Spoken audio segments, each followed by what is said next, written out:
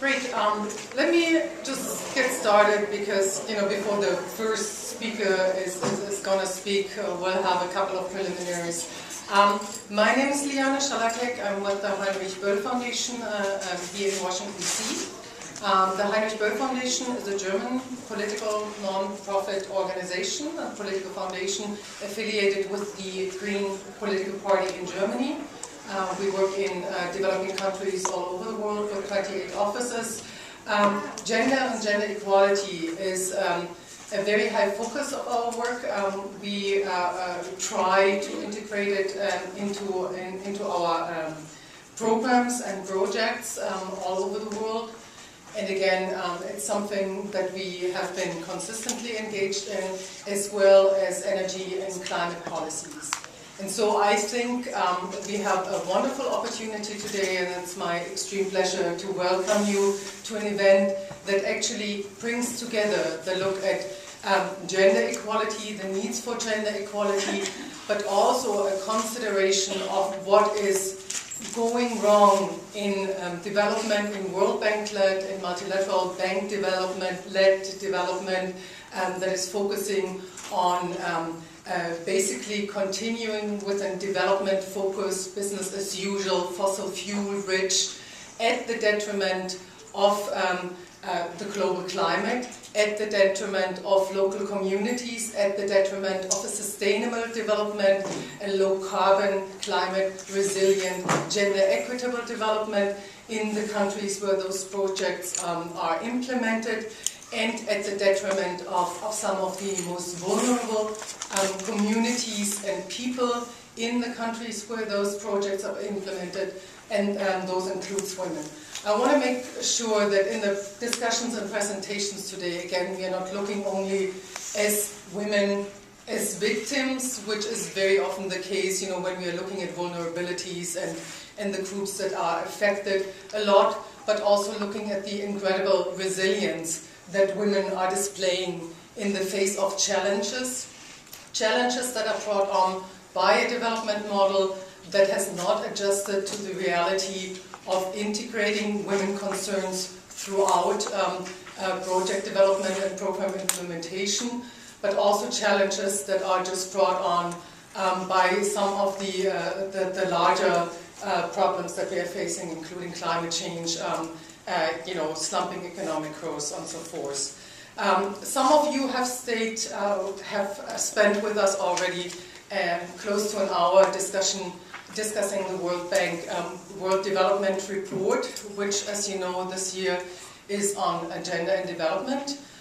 We will not be going into detail in that report, and that session is not focusing on the World Development Report, although I think it's very much, again, a showcase how much within the World Bank that integrated thinking that links development with gender equality, sustainability, considerations is missing. And I know some of you have heard that, but for the ones that have not joined in the earlier session, just as an reiteration, the World Development Report on Gender in Development, and you might notice that it's not a World Development Report on Gender and Sustainable Development, focuses very narrowly on women as economic actors, does not take account of environmental implications of a lot of the actions. It has, in a 450-page report, one box, less than one page, developed to the impacts of climate change on women, and one could say sadly that's very consistent with the treatment or the very focused narrow thinking within the World Bank, because the World Bank Development Report on Climate Change and Development 2 years ago did the opposite treatment to the issue of women in having a 360-page report that allowed for one box to discuss the implications of climate change and gender considerations. So again, no thinking outside of the box, and what happens when the thinking does not integrate gender equality, sustainability considerations, we see very sadly in the case of the Chad Cameroon pipeline and the West African gas project pipeline project.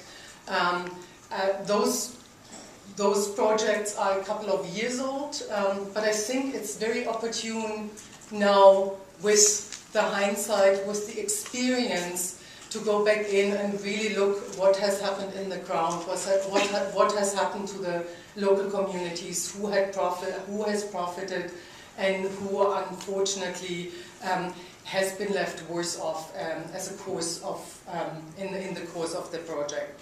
Let me introduce briefly our speakers, and I'll start with the first one, Corinna Horter to my right. And Corinna said, please, please, please do not read the biographical sketch. So just to say that much, Corinna has been engaged in working on the World Bank, but also with the World Bank, for example, the inspection panel for a long, long time, and she's probably one of the outmost authorities, if not the outmost authority, on the Chad Cameroon pipeline, and we are very happy that she will start us off, just giving a background on the project and also the concerns of civil society at the time and some of the action that civil society internationally has then taken going forward.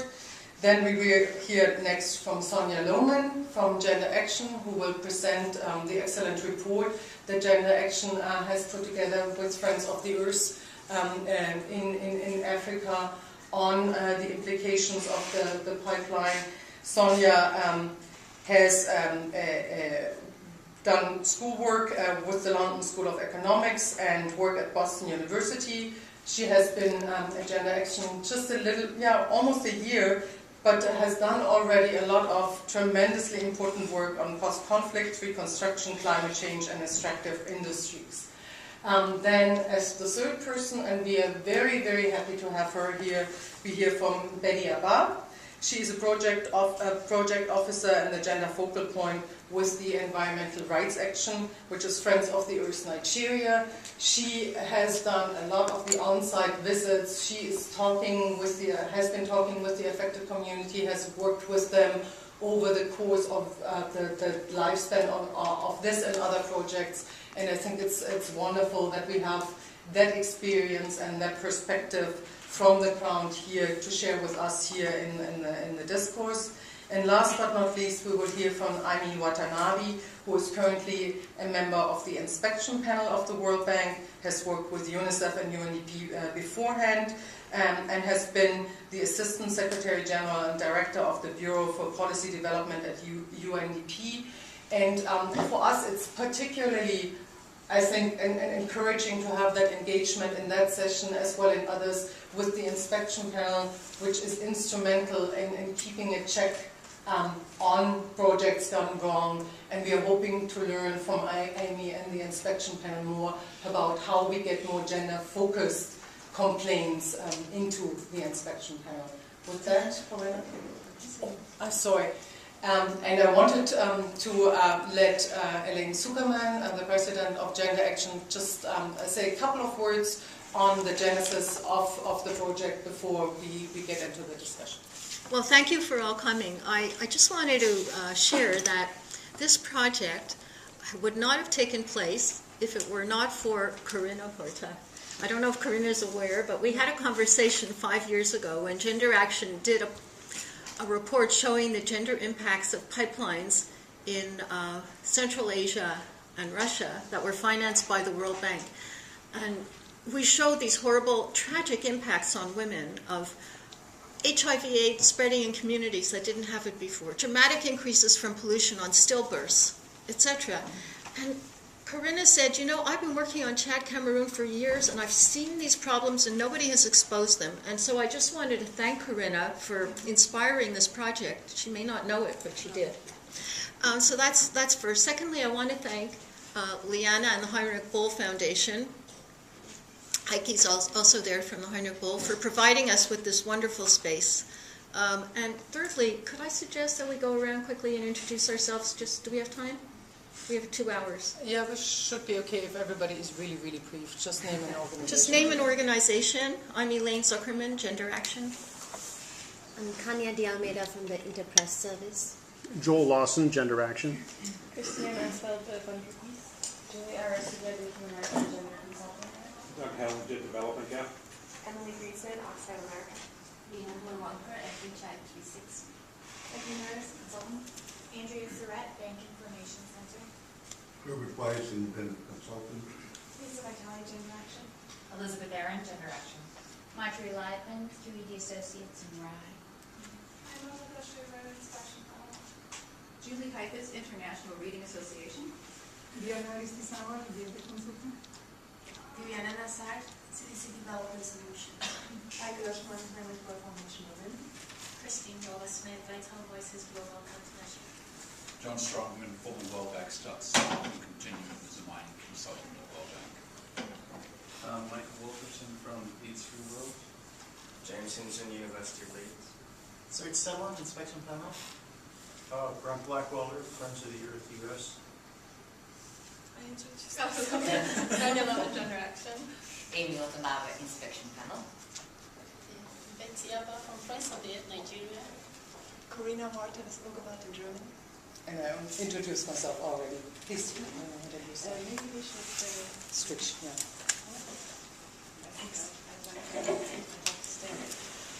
I have to make one brief correction to Liana's introduction. I've followed this Chad Cameroon project for many years, but I'm not a real expert.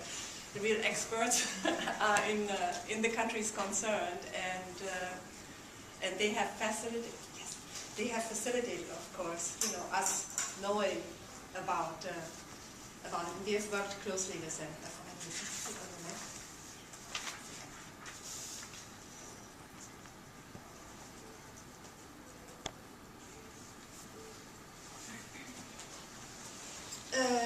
Just briefly, this project, at a cost of what's now counted as $6.7 billion, is one of the largest investments ever made, if not the largest of all, made onshore on the African continent. It is absolutely, the magnitude is difficult for us to understand. It's so terribly huge. It's the development of oil fields in landlocked southern Chad. You see those little oil drops there, and then it's a pipeline that is almost 950 miles long, which traverses mostly Cameroon. The project is developed by an oil consortium led by ExxonMobil, also includes Chevron and the Malaysian state oil company Petronas. And this consortium, when they were first thinking of carrying out this project, thought this region is volatile. You never know what the politics are. These are dictatorships. With severe human rights violations. Maybe our investment could be at risk. We don't want to do it alone. We want the backing of some public funding to provide us with a measure of political risk insurance, and also to help us to get access to other sources of funding, to provide comfort to other lenders, be it the European Investment Bank, be it several of the export credit agencies, including U.S. Export-Import Bank and the French export credit agency COFAS. So they insisted on World Bank participation in this project as a condition to move forward with it. Chad had been in a 30-year civil war. The situation in the south, where the oil fields are located, is very, very fragile. So they thought having the World Bank in there would help secure the investment. And for the World Bank, it's hard to find, huge bankable projects in Africa. It was a very welcome opportunity to enter this project and, to pride itself that its relatively small participation of a few $100 million, would be leveraging this much larger investment. And it marketed the project as, the only chance for this region to emerge from poverty, especially Chad. The project is more significant in Chad from an economic point of view than it is for Cameroon. So it was sold as, this is, a model project of how we can use extractive industries to further, poverty reduction and sustainable development. And actually, largely in response to protests that originated from civil society in both Chad and Cameroon, the bank undertook a number of very innovative measures to try to make this work, like required Chad to adopt a revenue management law designed to ensure that most of the revenues from the oil would go into, priority spending sectors, health, education, all these things that people really want. They established an independent oversight body in Chad. They requested that this be established, which also had civil society participation. So they made some efforts. But civil society in the countries concerned, they weren't convinced. They thought, well, our government, they'll just sign on to anything, once they have the money, all of this stuff doesn't matter anymore to them. And unfortunately, as we'll see, this is what it turned out to be. But I wanted to tell you something about, some of the women I met, or maybe at least one or two. Could you go to the next slide? The person I'm going to talk about now, she lives in, she passed away a couple of years ago. I was very, very sad and surprised to hear this, so somebody of my age, and when I met her, 3 years ago, she was, full of energy, one of these women, tireless, very smart, very, very hardworking. And her village is just about, 15 kilometers north of Cameroon's capital of Yaoundé. And I actually have all this filmed. Her story is that her family was living, off the business that she was running, and her business was raising small chicks. And she had, I think a couple of thousand of chicks. When the construction crews for the pipeline moved very, very close to our house, and there was so much noise that all the chicks died. And the business failed, and there was no more capital to buy any new chicks, because there was no compensation for the death of the chicks. So this had, many ramifications, and I think it shows how harmful the effects are and how long-lasting.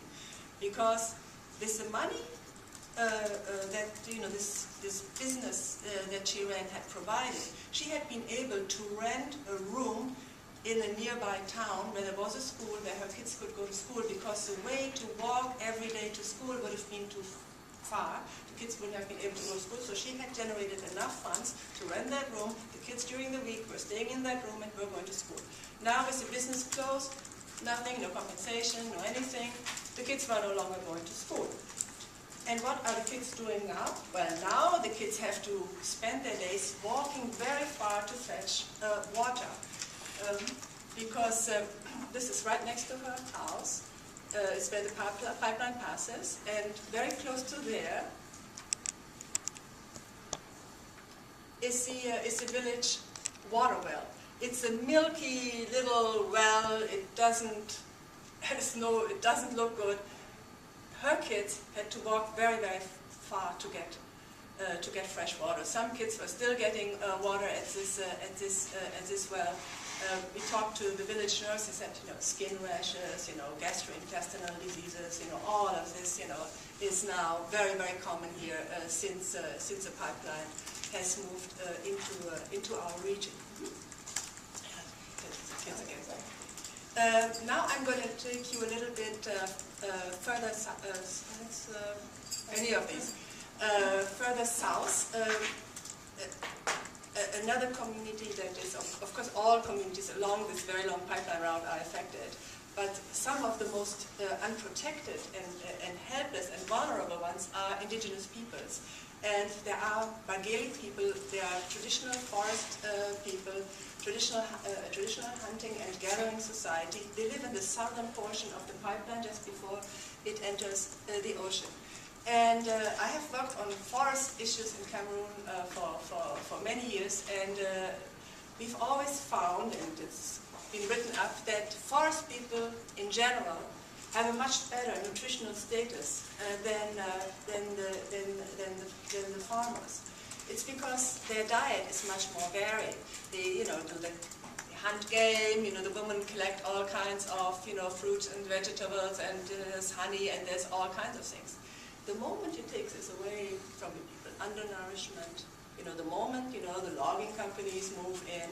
And what happened here is that this region where the Bageli pygmies lived was relatively, inaccessible. There were small dirt roads, but, not passable, certainly in the rainy season. But the moment the pipeline was built, that region became accessible. And with it came illegal loggers, came all of this, and I think as your report points out, the wildlife fled, there's no more game to be hunted, people had to settle more along the dirt roads for long. Their traditional way of life's being disrupted.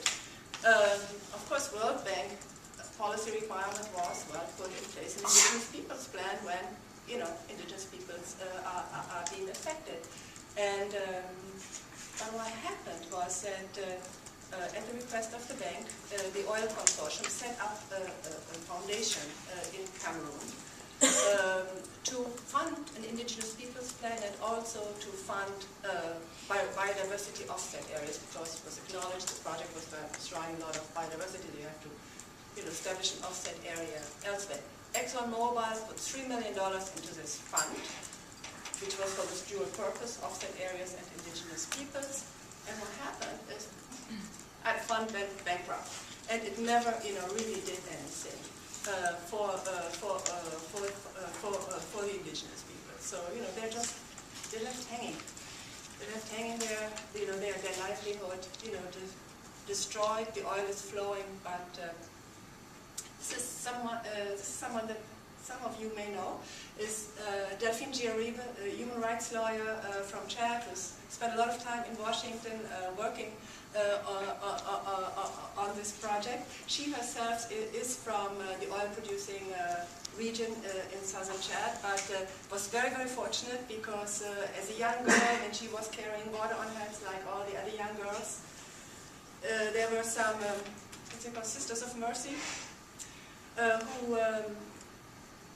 who saw that this little girl, she should go to school, she should, learn something, and they facilitated her access to school, and she ended up going to law school in Burkina Faso. She is, one of the few women human rights lawyers in Chad, and she has, after her experience with this pipeline, she has, after having suffered from death threats and having to flee the country several times, she always went back because she thinks, my country needs me.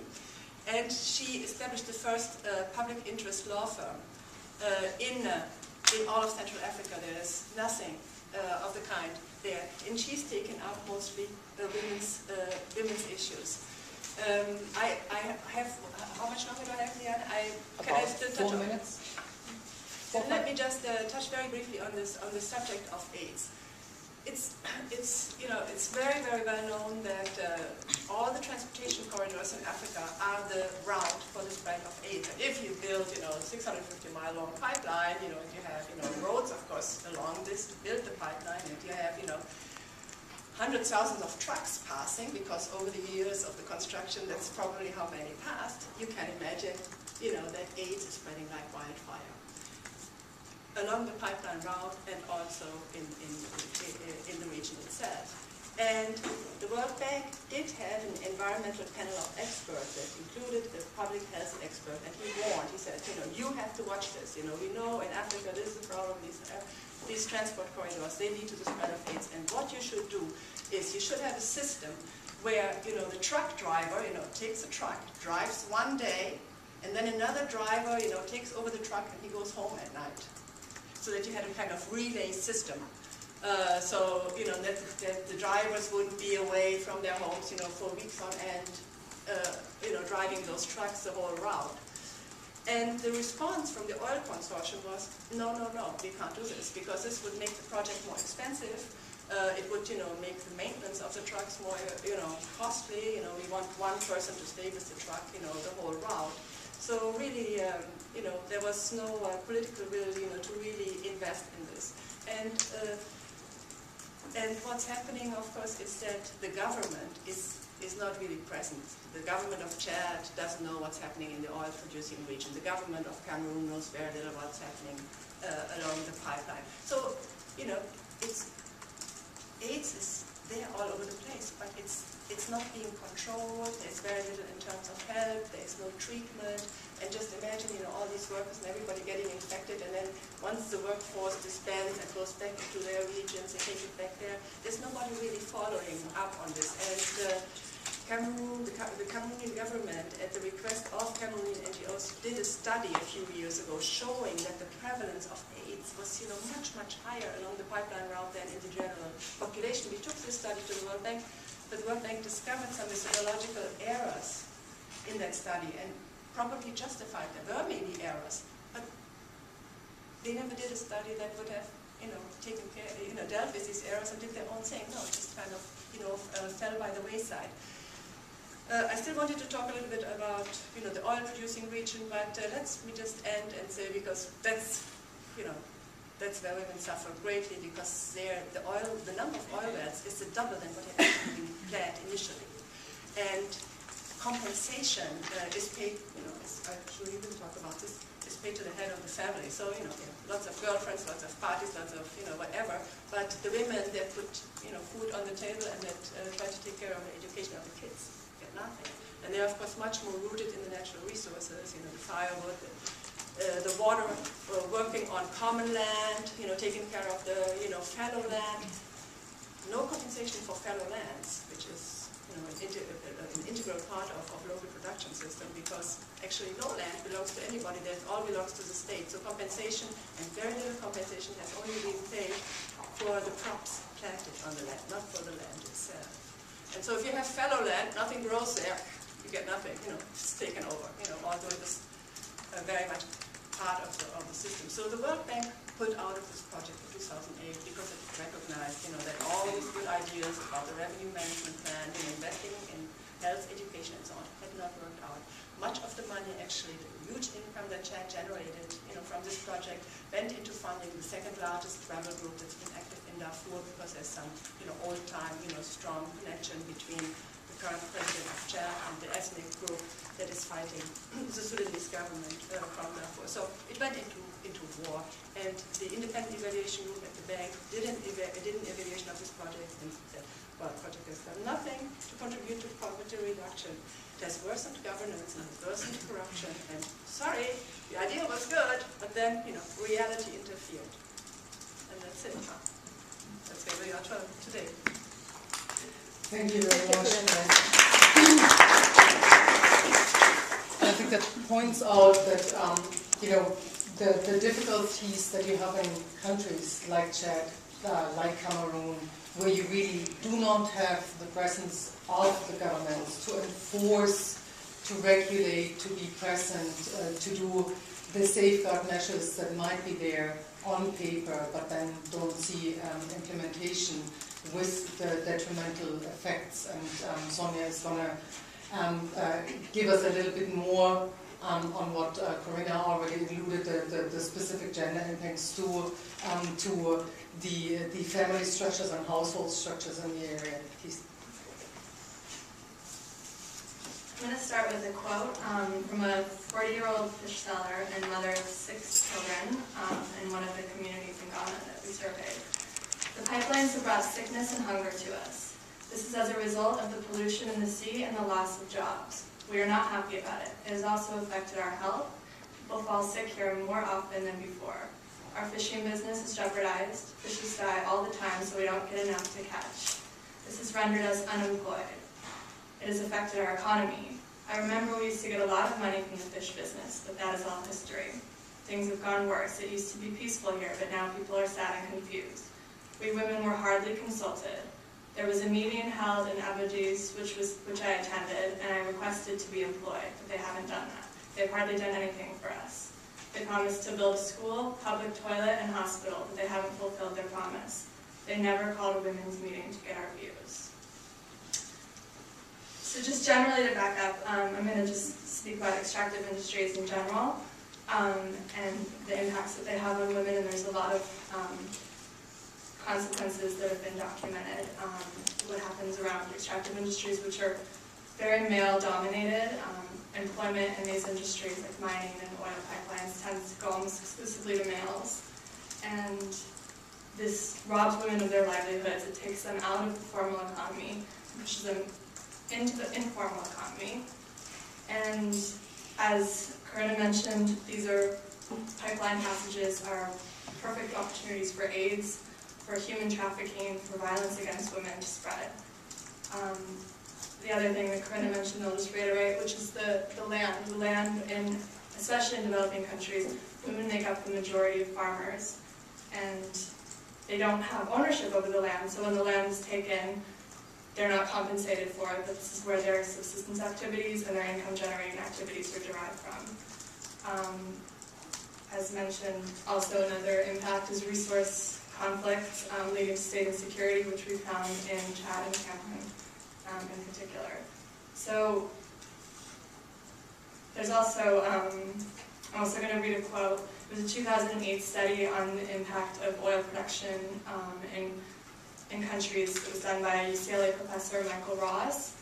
He states that in contrast to the World Bank premise that overall growth positively impacts gender equality, he says that especially in oil production and other male-dominated industries, this reduces the presence of women in the labor force. This has profound social consequences. It leads to higher fertility rates, less education for girls, and less female influence within the family. It also has far-reaching political consequences. When fewer women work outside the home, they are less likely to exchange information and overcome collective action problems. They are less likely to mobilize politically and to lobby for expanded rights, and they are less likely to gain representation in government.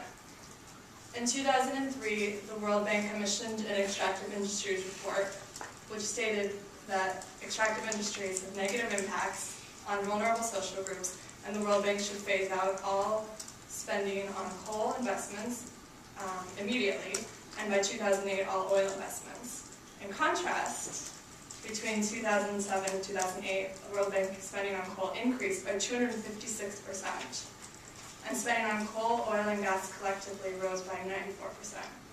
The IFC increased extractive industries lending by 134%. At the same time, while they've been producing more rhetoric around gender equality and producing the latest gender WDR, spending on gender-informed investments has declined.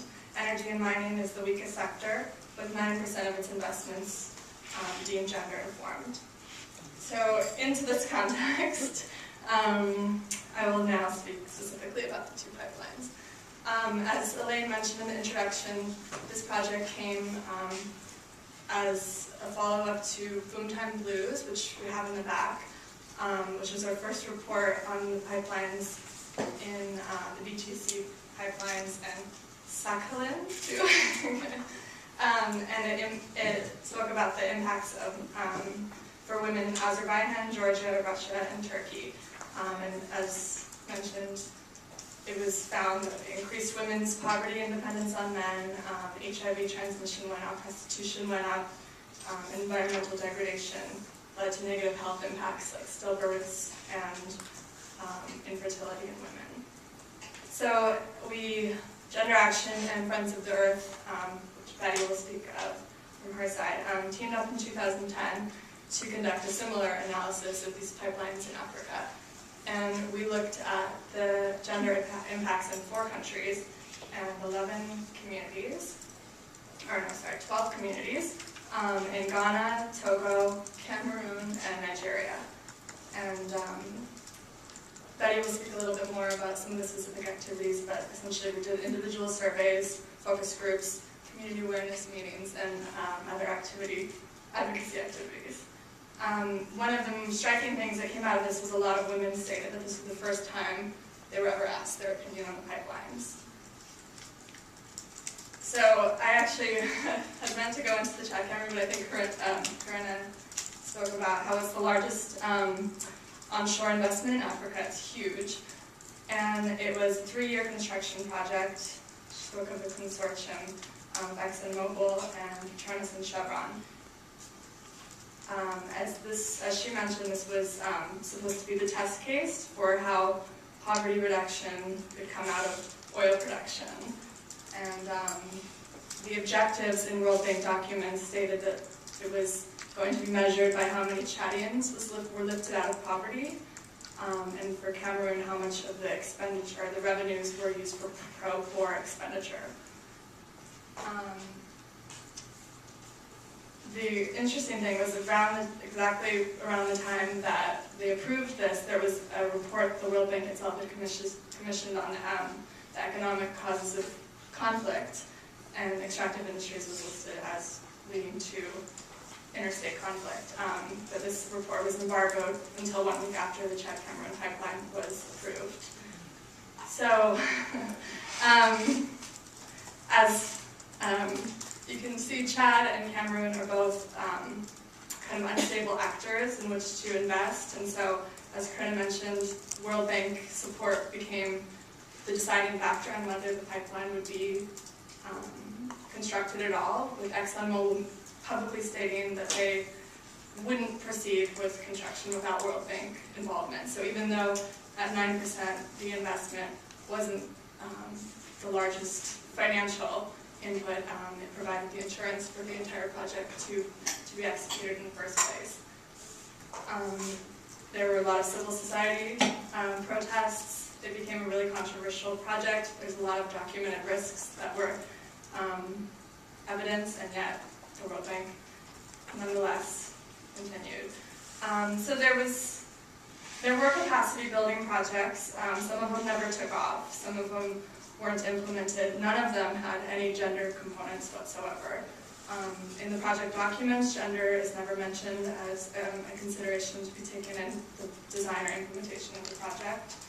And there was an inspection panel investigation where it detailed a lot of the wrongdoings and the way that land was compensated when the pipeline took away. So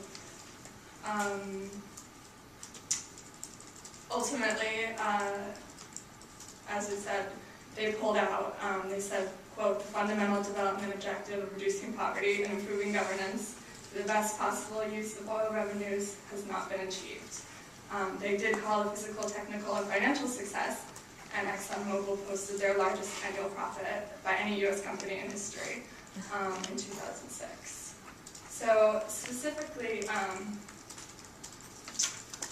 in Cameroon, I'll let Betty speak speak more specifically. She has a way of illustrating it, but the two communities that we looked at were indigenous communities, and they live most largely in forests, and their livelihood is derived from being able to access forest resources, also medicinal plants, and farming and hunting.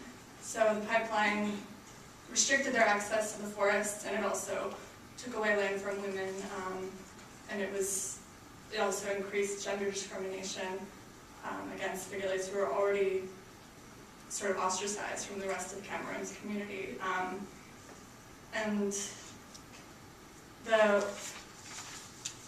I'll let Betty illustrate that a little more. So moving on to the West African gas pipeline.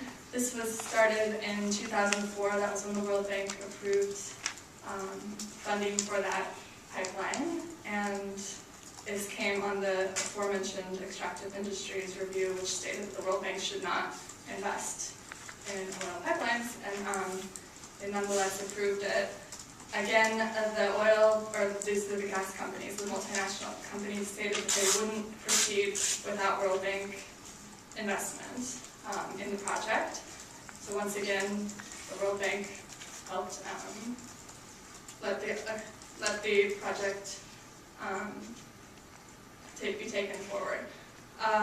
This was also after the Chad-Cameroon pipeline had been pretty much deemed a failure, so it's sort of unclear why they continued to invest. And another inspection panel case was taken where it detailed the impact on land and the unfair compensation for land that resulted.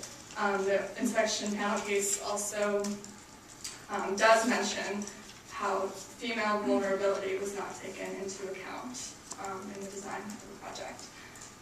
So in general, obviously every community has its own nuances, but there were overall findings that came out of every single community, which was that women were not consulted. In every single consultation meeting, women were either not present or much less co-present. And this is obviously within a context where there are gender inequalities already existing, and so no proactive measures were taken to overcompensate for that, or to compensate for that, to include women and to make it a more inclusive process.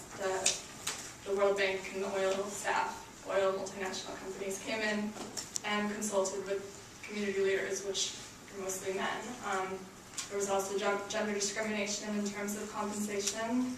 Once again, land is a male domain, despite the fact that women spend the majority of the time farming on it. So compensation went almost exclusively to men.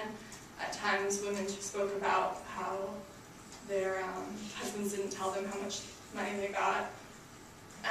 In terms of employment, again, almost exclusively male. Women, when given jobs at all, were in sort of menial tasks like dishwashing. But again, even the males that were employed were largely from outside the community, so it didn't even do job creation for the communities themselves. It actually brought in expatriate workers, and so these expatriate workers obviously shifted gender dynamics within the communities, and for cultural reasons, perhaps, prostitution wasn't spoken about a lot, although in Cameroon it was one of the things cited, that more of the women had to turn to prostitution and were not given, even when they turned to prostitution, weren't given much money for that. So health effects have been very evident as well. The environmental impacts on soil, on water, and which are obviously very important to women's subsistence activities, has been very detrimental, in addition to skin rashes and asthma and itchy eyes and all of these other things that have risen. And I think the most striking thing would have been the women's livelihoods, which I've already mentioned. And it's different. In Togo, it was fishing communities. They talked about how fish now were taken and they were brought from the sea, and they were already dead because of the heat from the pipelines and the water. In Nigeria, the most lucrative industry for a lot of women is raffia palm mat weaving, and the raffia palm trees have now been compromised and are not going to their mat weaving business, which has been passed down for generations for women, has now been taken. And the gender impacts of that, in case it's not readily available, which is just in your head, which is just that when obviously their livelihoods are compromised, power dynamics change, and women's decision-making power in the household is compromised. Women talked about more sexual subordination to their spouses, less ability to make influence in their communities, and to having to turn to more desperate measures, work harder, compensate for their lack of income in other ways. So I'll conclude with a couple of recommendations that we detail in the report. First and foremost, we recommend that the World Bank not fund extractive industries projects at all that have been shown to have detrimental effects on human rights, women's rights in particular, and in terms of other effects as well, I mean, greenhouse gas emission and other environmental degradation. And then we have gender recommendations for if there are investments still undertaken in extractive industries for ways to include women's rights, first and foremost, in those investments. So I think that's it. Thank you.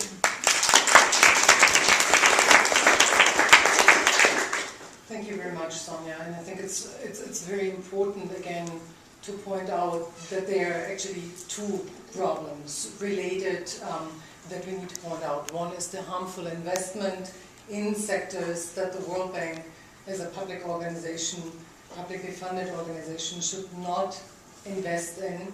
And we have the discussion over and over again, and it's coming up right now with the discussion about the energy policy, the renegotiation of the energy policy in the World Bank, that we really, in the name of providing energy access for the poor and providing livelihoods for the poor and reducing the poverty of affected communities, are encouraging investments that are long-term not sustainable and detrimental for a lot of the livelihood securities that we need.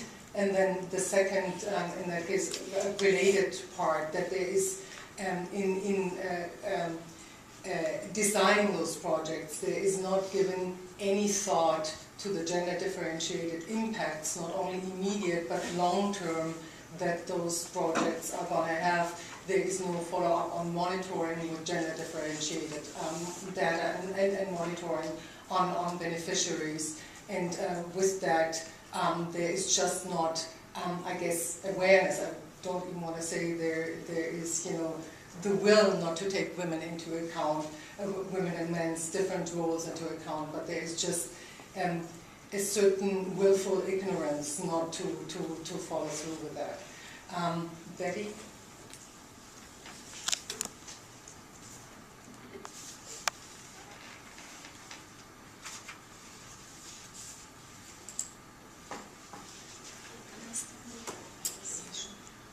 You have to speak loudly if you stand. Thank you very much. Maybe I should stand up. Should we move it? Okay, thank you very much. And I'm really happy to be here today. It's almost a miracle, and I'm really happy to be able to share my experiences of what I've gathered in the course of the project. As a gender-focused person of ERA, Environmental Rights Action, which is Friends of the Earth Nigeria, I had the opportunity to conduct the project for Friends of the Earth International in collaboration with Gender Action. So I had to visit the communities in the 4 countries. I'm based in Nigeria, so I've been to the local communities in Nigeria. It's like I'm on first name basis with so many people in the community. I'll be launching my book, I think, in about 2 weeks' time, and so many people are coming from the communities. Like, we developed friendship over the last 1 year, and so I really had a share of the experiences.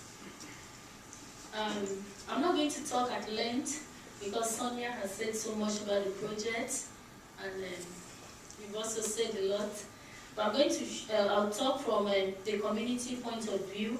I would prefer to be the voice of the communities today.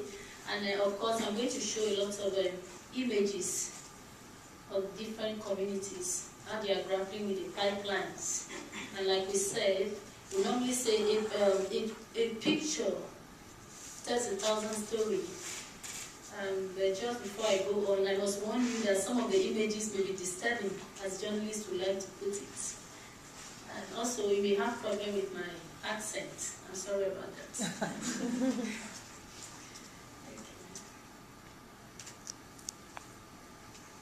So many of the issues we talked about includes that of displacement, unemployment, social isolation, economic depression, health impacts, and the sense of insecurity.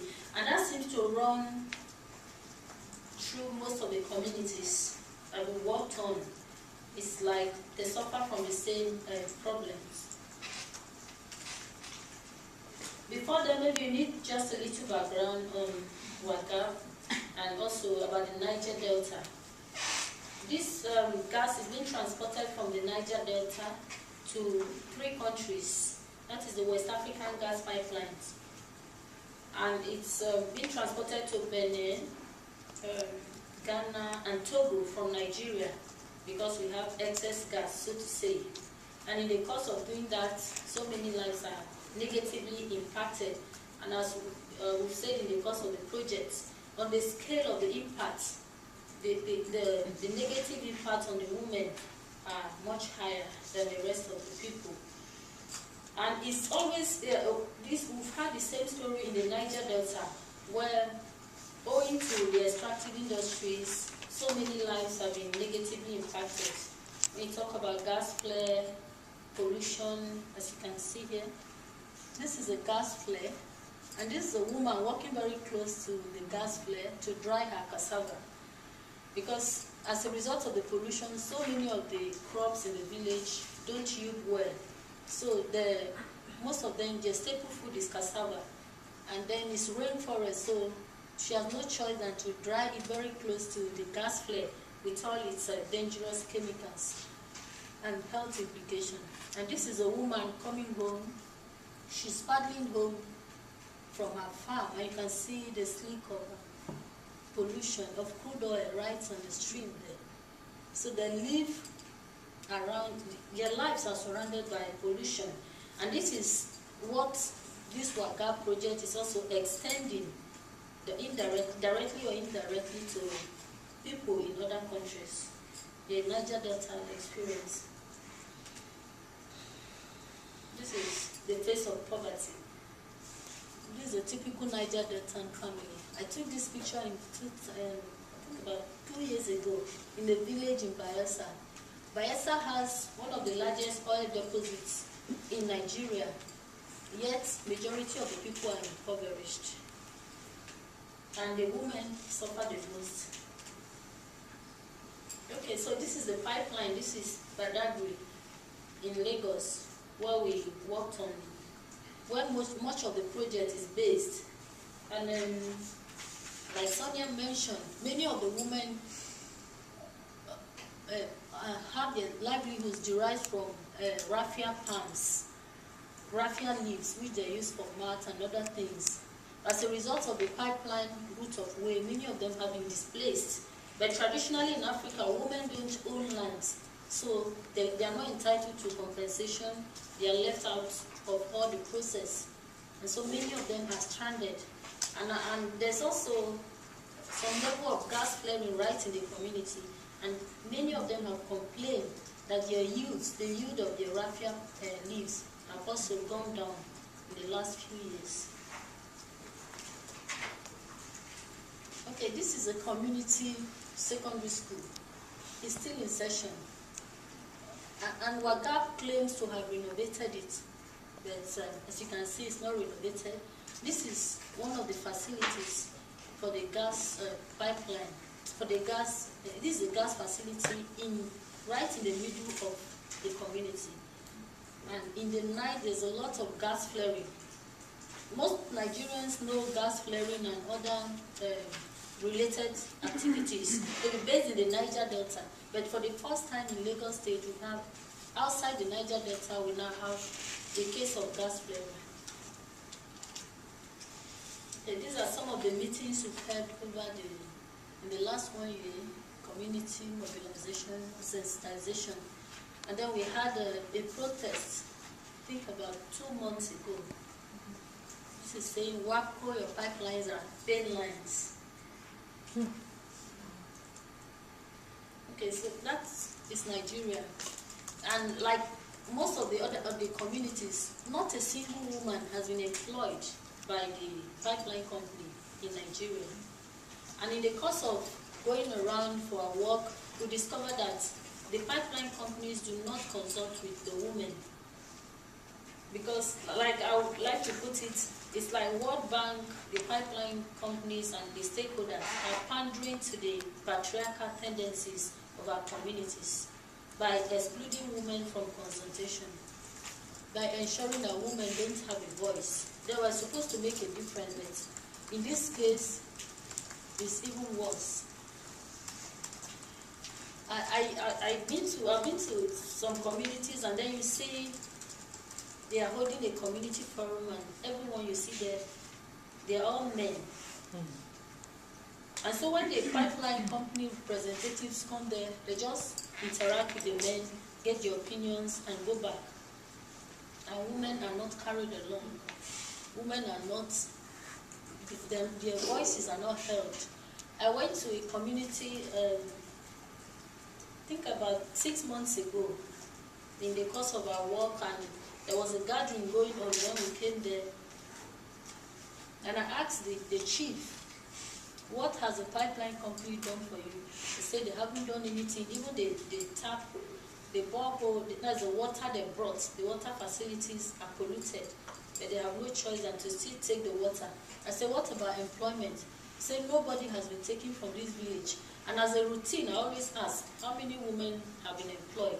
So I asked, so how many women have been employed? And he just looked at me as if I was mad. I said, are you kidding me?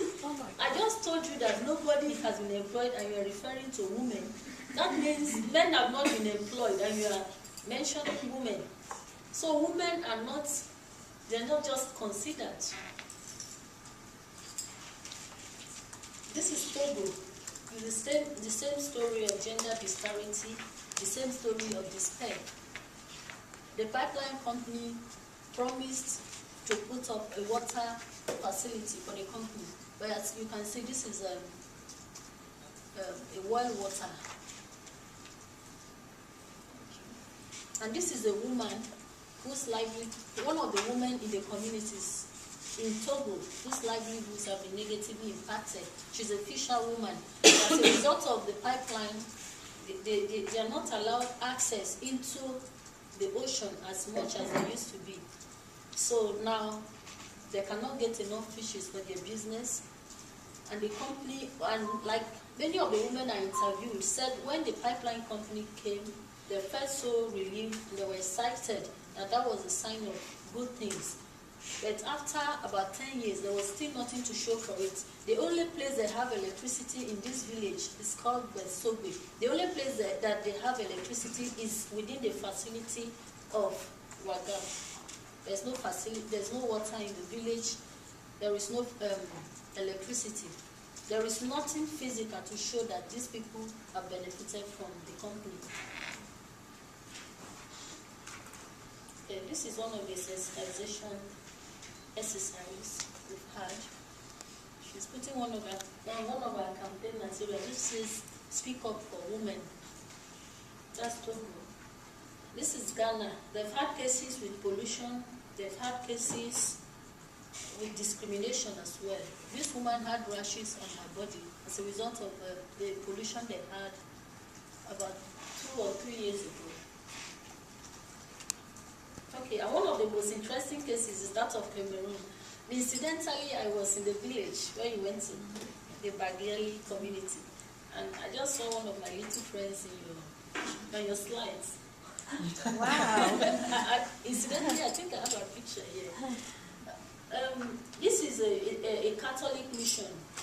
They had to go to the community to bring the children to a home to send them to school because of the high level of poverty in the same community that World Bank is investing on. That's the forest people she talked about.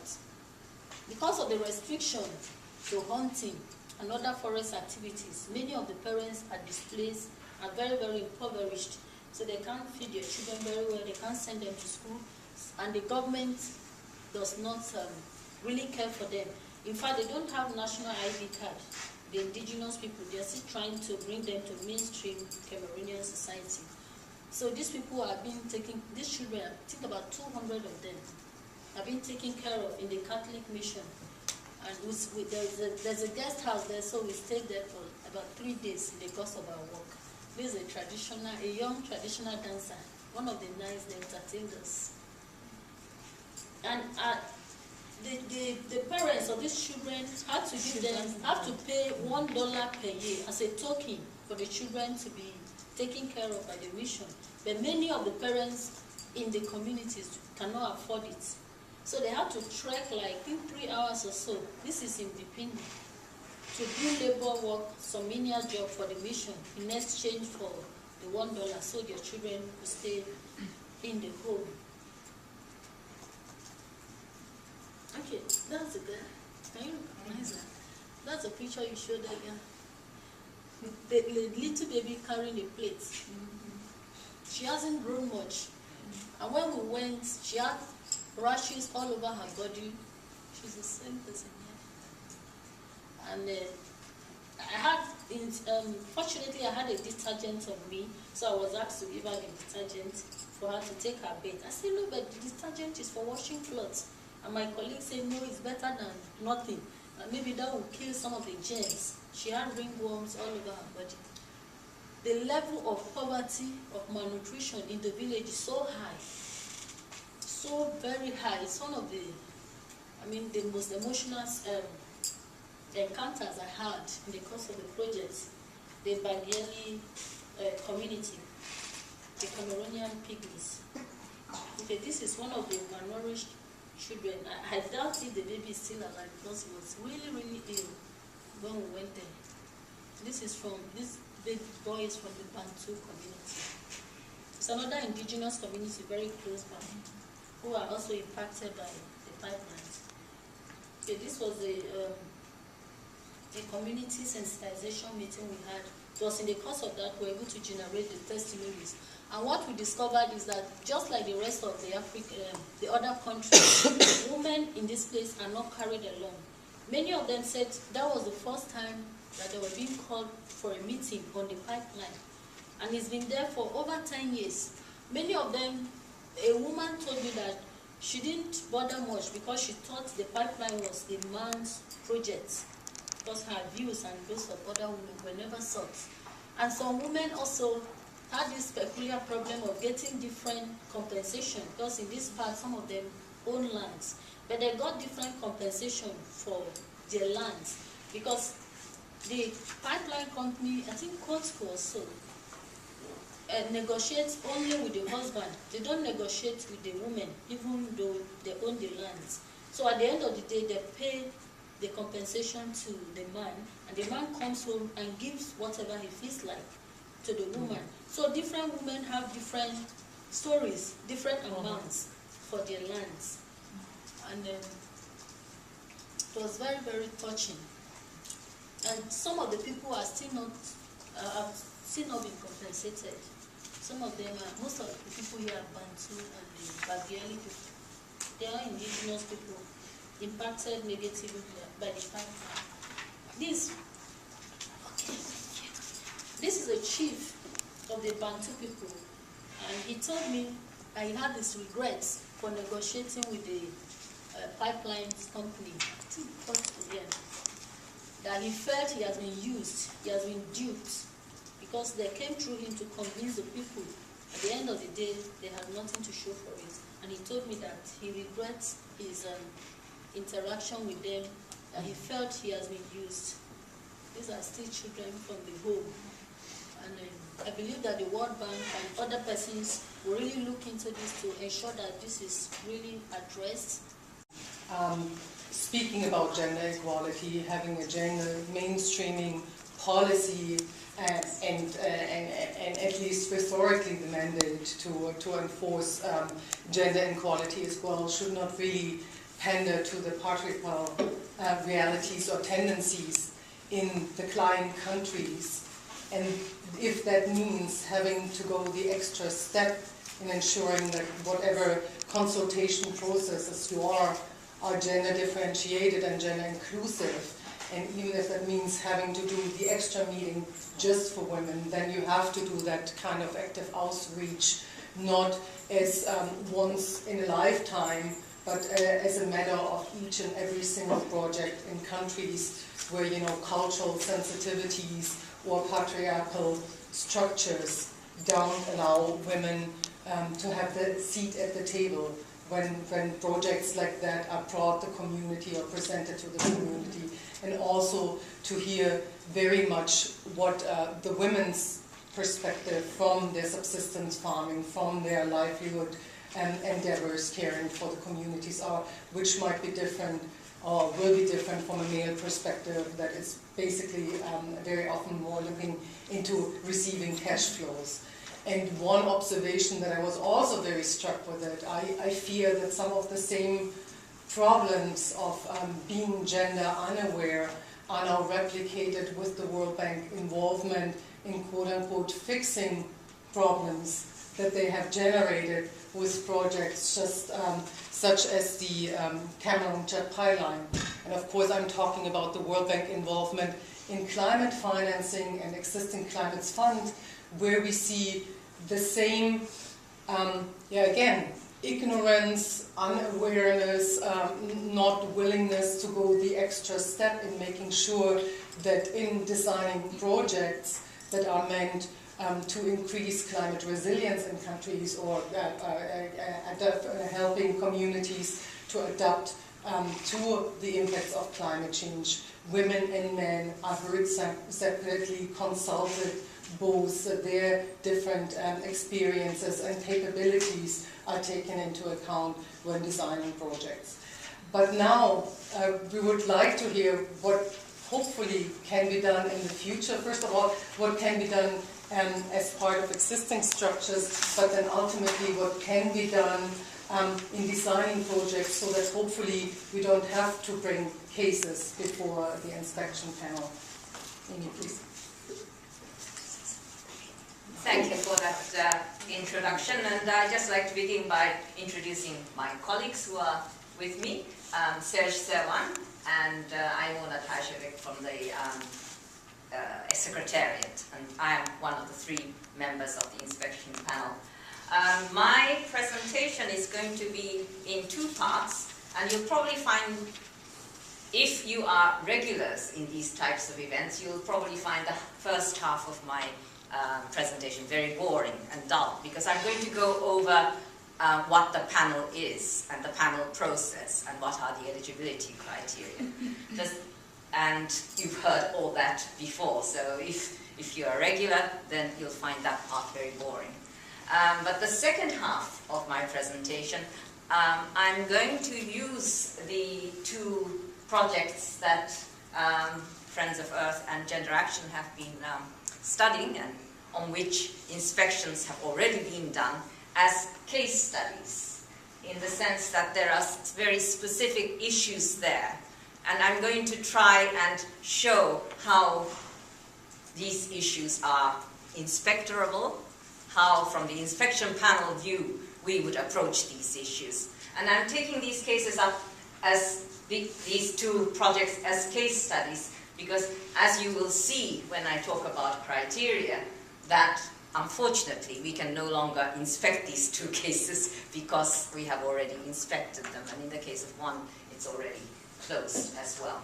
So that's why I feel free to talk about these as case studies. As I said, the first half I'm going to go into a little bit of detail about the panel process, eligibility criteria. And I do this because, Betty, you quoted you made a quote, and I'll make a quote from my own language, which is Japanese, which is that the usefulness of instruments depend on how you use them.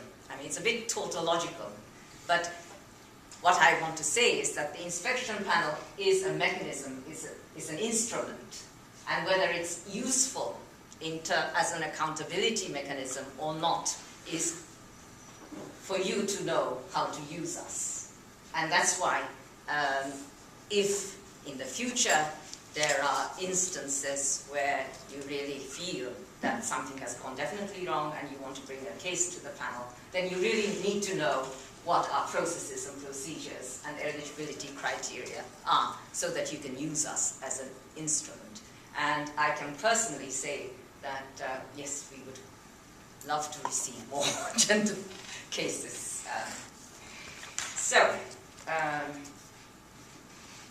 As you know, the panel is a couple of points in this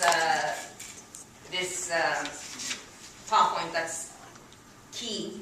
It's an independent unit. We are part of the World Bank. We're housed there. We are paid by the bank, but we are very independent. So we are not part of management.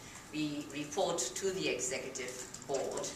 And of course, we interact with management as well as civil society requesters, a huge range of stakeholders. But we value our independence, which is very essential to our integrity of operation.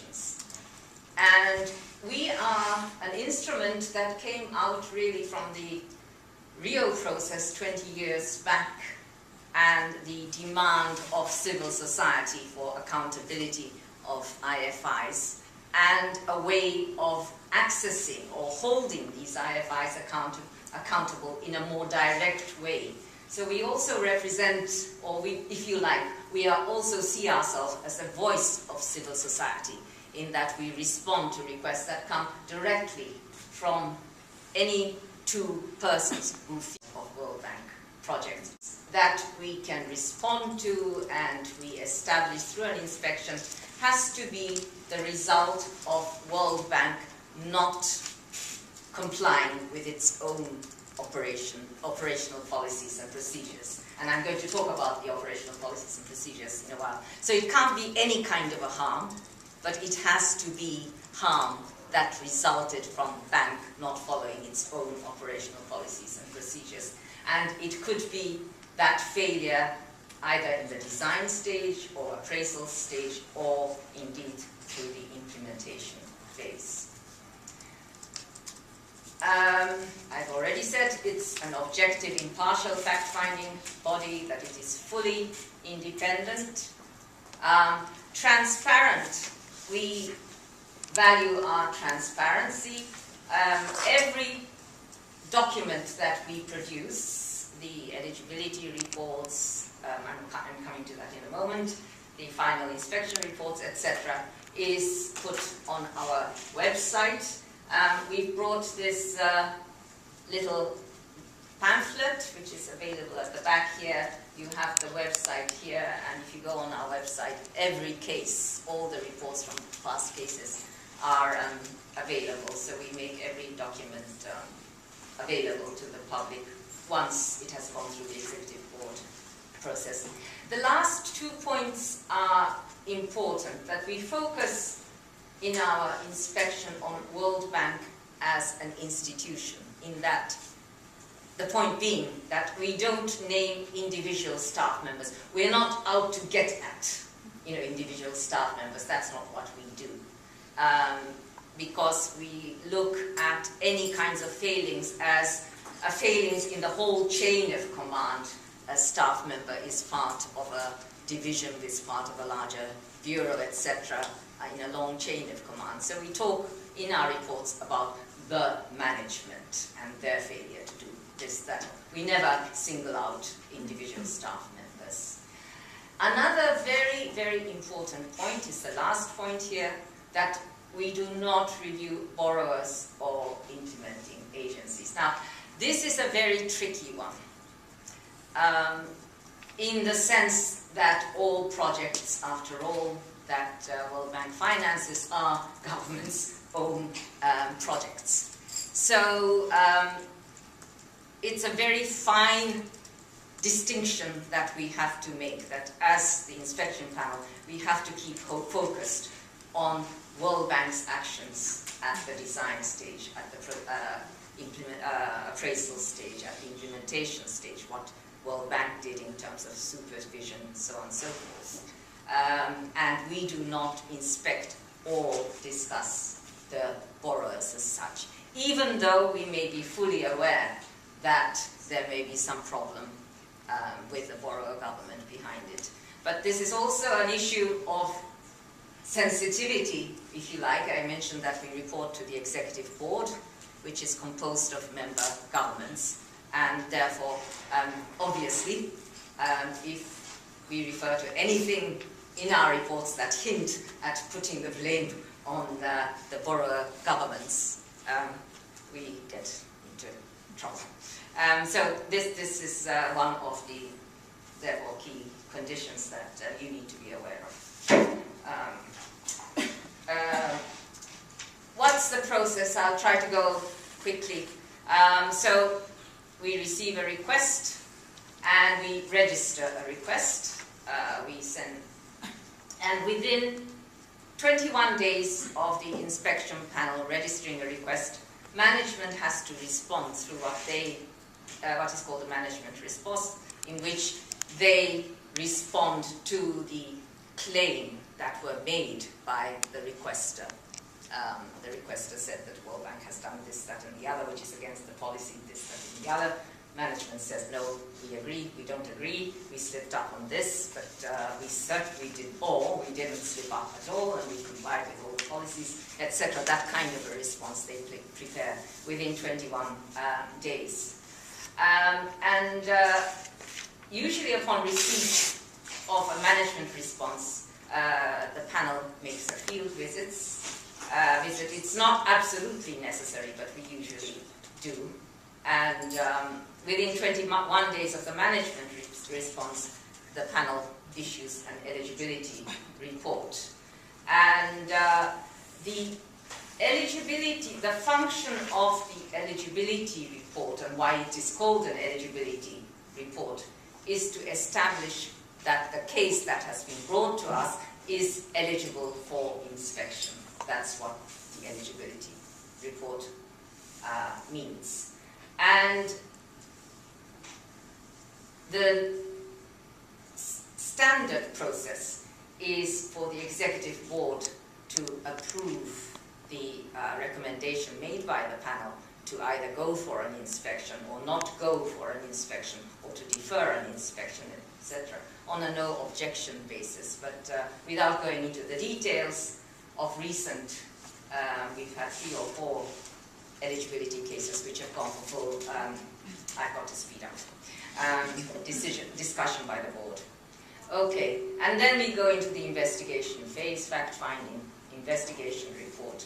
Again, when a panel comes up with an investigation report, the management has to respond to our findings by producing an action plan on how they will come into compliance with the non-compliance findings. And that all goes to the board, and finally the inspection panel makes a return visit. At the moment, the panel does not have a monitoring or a follow-up, official follow-up function, and you could say that this is one of the weaknesses, because we make certain recommendations, the board accepts, it's left basically to management. Eligibility criteria, I'll speed up, that 2 or more persons. Affected people, it's very important, and that the request does a certain substance. It has to be a serious violation and caused by non-compliance with policies and procedures.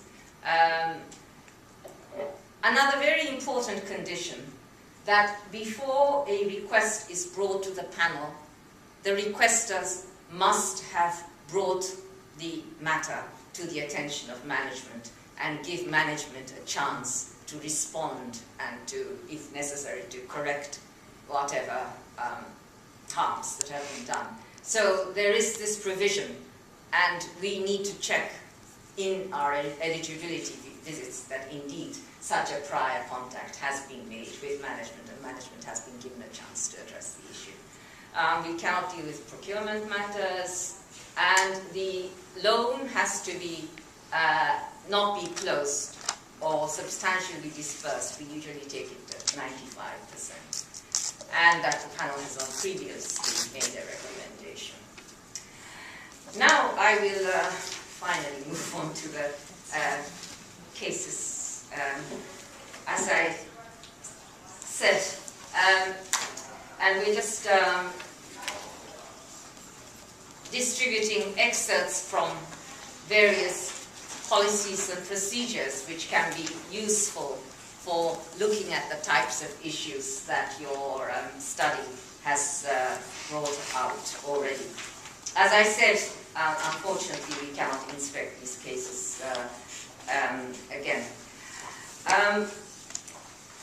Now, it's useful for you to know what are the policies and procedures, and therefore what it is that World Bank may not have complied with.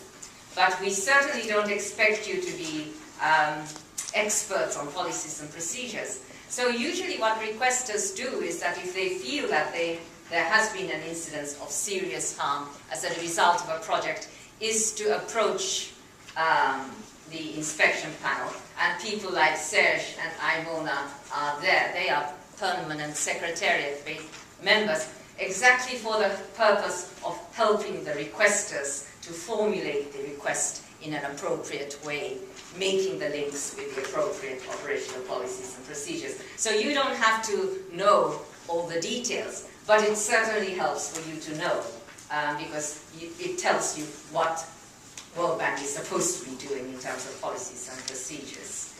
Another point I want to make is that looking at the cases that we have received, which have been successful in terms of doing an investigation and which have been received very positively also and been strongly endorsed by the Executive Board, is where larger policy issues are linked to very specific local harms.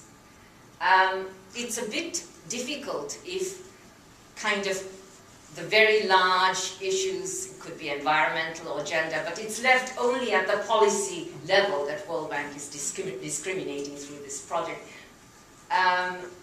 It's difficult for us to have a good handle in inspecting such a case, but it becomes much easier if there is a very, very specific local and very demonstrable serious harm, such as the livelihoods issues, such as the health issues that you've been talking about.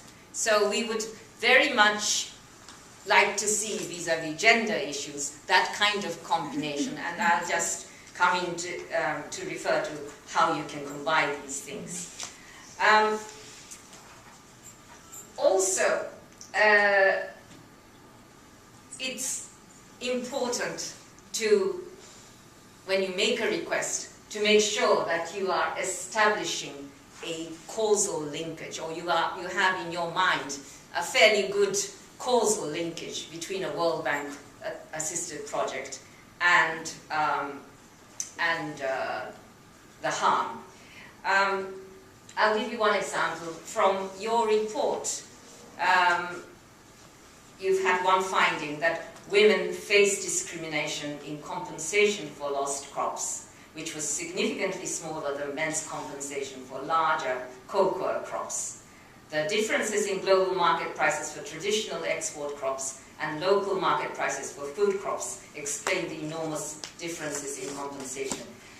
I agree that this is extremely unfortunate that this difference exists, but the fact that women are growing crops for the local market and men are getting the income from the global cocoa market, it cannot be directly linked to the project as such. So we would have difficulty in dealing with this. But yes, there are many instances of livelihoods impacts that have come out in your report, and also in the two presentations that we've had from Sonia and Betty. And these are very, very investigable kinds of issues. Now, in the handout on policy, if you look at one which is on the second from last page, OP 4.12, involuntary settlements. In these kinds of gas pipeline type projects, this is a very, very important policy for you to be familiar with. And I'll just read it. The policy casts direct economic and social impacts that both result from bank-assisted investment projects and are caused by the involuntary taking of land resulting in relocation or loss of shelter, loss of assets or loss of access to assets, loss of income sources or means of livelihood, whether or not the affected person must move to another location or not. So it doesn't mean that you have to move if you have lost your income source as a result of this project. And involuntary restriction of access to legally designated paths, etc. So these are the provisions. What inspection panel, it's also part of the inspection process, is that, the requester makes claims that we have lost access to our fishing or to our raffia production has gone down, etc. These issues will have to be examined by technical experts to make sure that there is a pre- and post-project difference, and that indeed the loss can be attributed to the project. That's an important part of our due diligence to establish the causal relationship with the project. But these kinds of livelihood impacts are and in this kind of a project, is very much subject to the resettlement policy.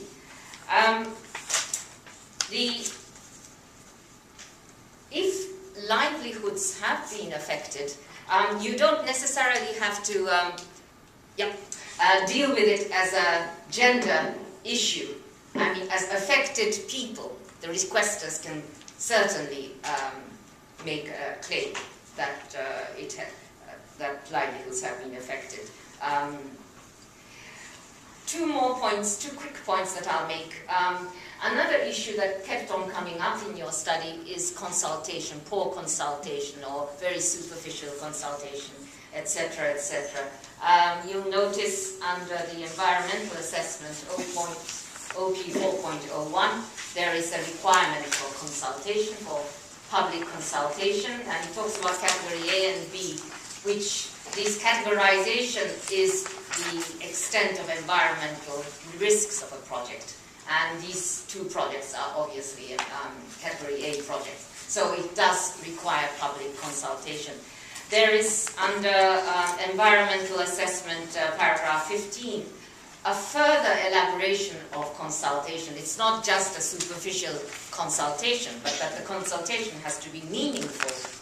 And so for meaningful consultation to take place, the borrower provides relevant materials in a timely manner prior to the consultation and in a form and language that are understandable and accessible to the groups being consulted. There was a finding that some of the women were not familiar with written or not literate, etc. Then it is the obligation of the consultation to provide that material in a language or in a form that people who participate should understand. Finally, no, just two more points. You mentioned also about the indigenous people, the Bageli forest people as the affected. The indigenous people have OP 4.10, Indigenous Peoples Policy, which has an even higher requirement in terms of consultation and in terms of what they get out of the project.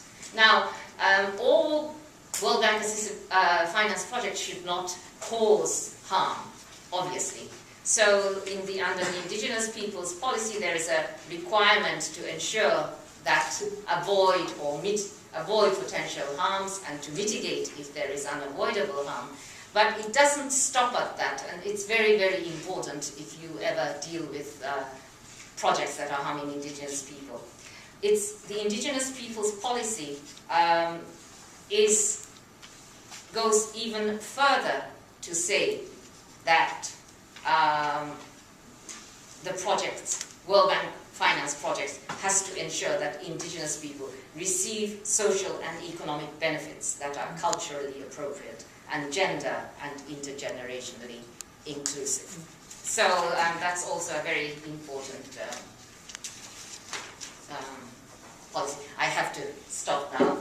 Yeah, and I apologize. Obviously, we could go into much more detail, but I wanted to make sure that we, as the larger group, as the audience, have some opportunity and some time left to ask some questions. Just one brief point following up on the singling out of the livelihood issues. That again points to the necessity to establish baselines of what livelihood exists before projects come in with gender differentiated data, something that the World Bank has not been very good in doing, and which is obviously needed in order to be able then come in on a livelihood-based, gender-focused complaint in saying that the livelihoods of men and women were affected differently, and that's would be great if the inspection panel, in working with the management, could make that point that in order to be able to have gender differentiated livelihood impacts, health impacts, and so on and so forth, it is important to establish gender differentiated baselines before going into the project. With that, would like to open it up. Please identify yourself. I think the microphones are working as soon as you push the nice little buttons. Don't abuse the prerogative of the microphone. Try to be short and concise. Just a second. And if it works out with the 20 minutes, I would take 2 rounds of a couple. Just wanted to give Elaine really briefly the word, and then again open it up for questions. Yeah, I just want to give a slight an important historical perspective, following up directly on Aime's wonderful presentation to us. And thank you, Aime, for coming. It's so lucky. The first inspection panelist whom I invited to speak here immediately accepted, Aime. So we're very lucky. What I want to say to you is that since Gender Action founded a decade ago, Gender Action has been approaching the inspection panel to ask, can we take gender discrimination cases? The inspection panel that has existed, 17 years or something, has never taken a dedicated gender discrimination case, although we have found such cases in World Bank investments many times. And when I first asked the inspection panelists, the judges said to me, are you kidding? No, we only consider environmental and the safeguard policy issues. And then, but I kept at it. I kept persistently asking. And after about 5-6 years, I got a little opening saying, well, we could talk about it. Let's talk some more, consider it. Since Aime joined the inspection panel, a little over a year ago, Aime, we have been in a dialogue, and I've had the most open situation from Aime, and now all of the inspection panelists, including the Secretariat. Serge is very open now. For the first time in the last 6 months, in the last 6 months, I have felt an amazing breakthrough.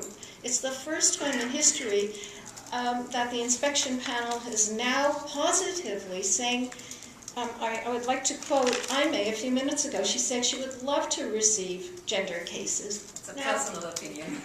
Okay, but Serge told me also. You weren't there, Aime. So, we don't see any impediment for that procedurally. Absolutely. So we have made a breakthrough. Our advocacy has finally achieved a possibility with the inspection panel that I think is a significant step forward. I wanted to share that history and that significant achievement with everybody. And Klaus, thanks for coming. Klaus Linsheimer from the Heinrich Böll Foundation has just joined us. Okay, we are now down to the wire of 17 minutes of time for interaction. So please, maybe I can have a show of hands of the folks who would like to ask the question, either for clarification or a short comment. 1, 2. I'll take those 2, 3. I'll take those 3 first. Go back to the panel. Please. Hi, I'm Emily Greenspan with Oxfam America. And I have a question about this issue of gender and consultations. Consultation around extractive industry projects is an issue that we're thinking a lot about in Oxfam and with our partners in many different countries on the ground. And I was actually recently in Ghana for a field visit, and one thing that I was really struck by was, in comparison to sort of my background has been more Latin America, and particularly within the Ghanaian context, the chieftaincy structures were much more rigid than that I've seen in the Latin America context. And to give you an example, at one point we actually got a very informal group of community members together to ask them about impacts, and before the meeting was even over, in less than an hour, there were already rumblings throughout the community that no, first you need to talk to the chief, even though we already had him on the agenda, but that needs to work first through the chief. And that's how, so how do you balance being respectful of the local culture with at the same time wanting to have that inclusivity, wanting to be able to, engage with women in particular and make sure that their voices have you create a space that facilitates, that voice. Okay, great, thank you. Second one was, yeah, please. Michael Wilkerson from AIDS Free World. I just wanted to ask if you found any evidence of an increase in sexual violence in the areas where the pipelines were going in. Thank you. I was involved in 1983 in forcing Congress to do the first oversight hearing on the World Bank, and we had three major issues that we raised. One was that the World Bank projects were spreading disease. We heard about that today. That they were savaging human rights, particularly of indigenous peoples, and that they were causing horrific environmental impacts. And that was the first of more than a dozen oversight hearings, and it led to some legislation. We were hopeful that the bank, with changing policies and so forth, would be moving away from this. But again today we've heard, wow, the disease-spreading projects are right back there. The increased lending for coal, even though we know a climate catastrophe is going to just savage the poorest people on the planet. And I'm asking you, given this context, are we thinking big enough in terms of strategy, or is gender action and justice for women going to wait another 25 years? That's basically, I would like to hear from the panelists. What do we need to do? These are smart people over at the bank. It's not as if they don't know what they're doing. Okay, give it back to the panel. Connor, you want to start? Just through. Okay, maybe I could respond on the sexual violence issue that you raised. In the oil-producing region of southern Chad, there have been many reports on women and girls, who have to go out and fetch the water, get the fuel. That they're completely and totally vulnerable, and that rape and robberies.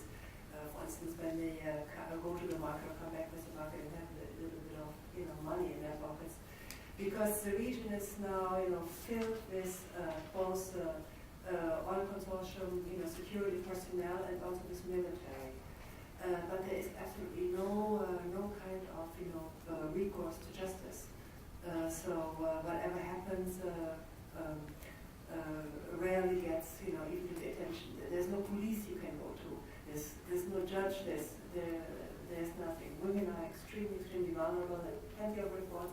There are also reports from along the pipeline route. I had given you this example of Madame Voma, the lady with the chicks.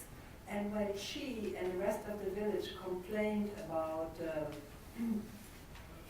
what was happening to their water well and so on, what happened was that the police and military came to the village. They forced everybody to strip, and once everybody was naked, they were all beaten.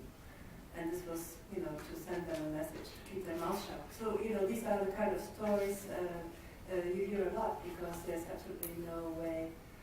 There's no functioning judicial system. There's no recourse to justice. I don't want to respond to Brent's question, because other people here are better placed than I to do this. But I would just like to recognize Brent Blackwater.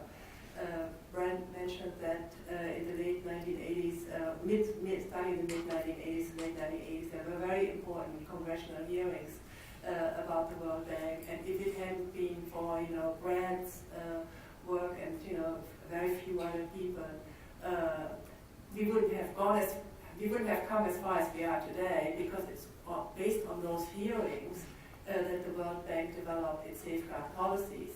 Without the Pelosi amendment, there wouldn't have been a policy on environmental assessment, access to information. So Brent is really one of the fathers of this movement to make international financial institutions more environmentally and socially sound and accountable. We would be in a lot worse place if it had been for his dedication and work for many years. Thank you.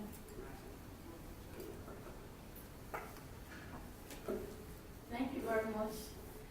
I think I want to respond to the question of the inclusion of women.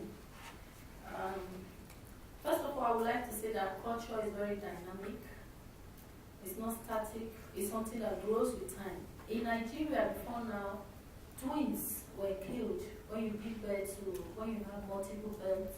They believe it's a bad omen for the family, that they are evil spirits, and so they are killed and buried in the evil forest. But with time, with the coming of missionaries that has stopped in our age, it looks so strange to us. That happened like several decades ago. So we believe that these are things that could really be addressed and changed. Personally, I come from a very large polygamous home, very traditional, and before now, girls were not allowed to go to school. But just a few years before I came of school age, my father changed the rules and said, okay, everyone can go to school now. So that was how I found my way to school. And today I'm sitting before you speaking English. I'm a graduate. It wouldn't have happened if I were born like maybe 5 years earlier than I was born. So I believe that if we insist on that the right things should be done, I think that these things can be corrected. In many parts of the Niger Delta, women are not allowed in meetings where men sit, in community meetings. But everyone will gather when there's a community meeting. You see the women carrying umbrella, and if you are a stranger, you'll be shocked. Say, why are they carrying umbrella when it's not raining? But then the fact is that they're not allowed to sit inside the hall, so they have to stay outside and get the information by word of mouth. And of course, they have to protect themselves from the weathers, so they carry umbrella. But gradually, things are changing now, and we go to some communities and we insist that we must talk to everyone, that there must be that women have to be present. And gradually, it's taking shape. Things are changing. And in the last 1 year or so, we've had a series of protests organized by women themselves in the Niger Delta. And recently, I think about 2 months ago, I was in a community meeting, and then one of the women leaders was not around. She had gone for a consultation, which was organized by Shell. Now, I called her later, and she told me that now Shell had made a policy that if there's a consultation that they're involved, that there must be, for every 3 persons, there must be a woman. So gradually, things are changing. So you really have to stand on your foot and say, we want women in this thing. But why it becomes more worrisome to us is having a very big entity like the World Bank appearing to support this system of excluding women. But I believe that as a result of this, that gradually will change. We're not going to fight, we're not going to be violent. With a lot of diplomacy, a lot of explanation, I believe that it will improve. Thank you. Thank you. As I said, I cannot speak for the World Bank as such. I just want to make a comment on your issue about why these issues about disease and abuses, environmental devastation still exist. I mean, I just have to borrow Betty's words again about gradual change. I think this is a gradual process, and I think compared to 20 years ago, 30 years ago, I mean, there has been also improvements within the World Bank. But you're absolutely right that issues still exist, and that's why the panel has to also exist to be able to respond to the issues of non-compliance. And I just like to add here that without going into great details, there are within the bank ongoing reform processes looking at the instruments of financing that will have an impact on safeguards. And I think it is very important for civil society organizations to be vigilant to see what is happening. Thank you. Just very briefly, is this on? Very briefly, to follow up on Betty's comments, she provided a more illustrative example, but just in general with consultation, I think the awareness is not even there, like the context is not even there in project documents. They're not doing the ground research to find out what those dynamics are in the first place and where those inequalities exist and how women's access to consultation is hindered in the first place. So just the baseline awareness of it is not there. Obviously the solutions are going to be different for every community you're going into, and that would take speaking. You're probably working with local NGO partners and speaking to people on the ground to figure out what the dynamics are to get women there. So that's just a more general comment. In terms of sexual violence, definitely sexual violence increase. They always do around extractive industries. There are horrific cases of the way that rape rises and all sorts of sexual violence. Not only that, that's outside the home, walking to water, things like that. Also inside the home, sexual violence increases as well. And then, like I mentioned before, women reporting more sexual subordination. I mean, that's probably a not very strong way of saying what's actually going on behind the door. And so, to get to Brent's comment, I don't think we're being ambitious enough. I mean, we're not being ambitious enough. And it was very interesting, actually, yesterday in the open forum on WDR at the World Bank on gender. One of the panelists, I think it was Gail Lemon, I'm not sure, one of the panelists did bring that up, and she said we always refine women to microfinance projects and little add-on things, and gender is like, oh yeah, the gender, but it's not, it's not seen as central and critical, and we're not going far enough. I think we might miss the boat. So. Okay, if we have two short questions, the possibility to provide a couple of very short answers to it, Dirk and the gentleman here, and then we probably have to close it. So why don't you go ahead? Okay. First of all, I want to thank all of you. Let me just say, just real quickly, it was very illuminating. It isn't new, but maybe that's the reason why it's so angering to hear what you all have to say. I take Brent's point. We're back to some of the very things we've been fighting 30, 40 years. My experience with the bank goes back to the mid-1970s. So my question is this. It seems like we're kind of stuck between fighting for mitigating and compensatory mechanisms and initiatives, or just trying to stop these investments entirely, or maybe going to the inspection panel. And we see the limitations of all. Do you think the time, to take Brent's point, might come to fight for upfront mechanisms of accountability with civil society, since these projects are supposed to have societal positive impacts on balance, and the cost benefit is obviously on the negative side, that these civil society mechanisms can have veto power on projects from the beginning all the way through, that we shouldn't be fighting rearguard actions, we shouldn't be doing it after the fact. It's going to be something very hard to do, but I'm wondering, both from the inspection panel perspective, but particularly those of you who are working on the ground, if we had particularly women on it a chance to be involved in saying no and having it stick, is it worth fighting for? Okay, last question. Yeah, I'd like to thank you as well for giving a very important case study of what the World Bank, some of us all call the gender bias in mining and in oil and gas. Gender bias in that the majority of the benefits are primarily employment and income, they go to men. Most of the environmental and other harm and risk, the social dislocation that takes place, falls upon women and the families they care for. You gave a number of just very real examples of that. That said, I would like to challenge you a little on two fronts and ask particularly the broader NGOs here to take a look at how they do things. My first challenge is that you take a look at the World Bank operational procedures and see if the bank requires separate consultation with women's groups. If it doesn't, you might like to make that a leading edge of focus for yourselves. If it does, then you can say now, in each project we want to see the results of that.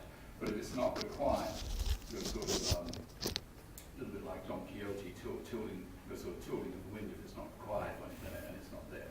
So that's a very specific thing you might want to look at as NGOs. And just as an aside there, I think there's an interesting comparison now in terms of where the new IFC performance standards have moved the IFC compared to the World Bank procedures sit on this. So you might even want to point out to the bank management, are they sort of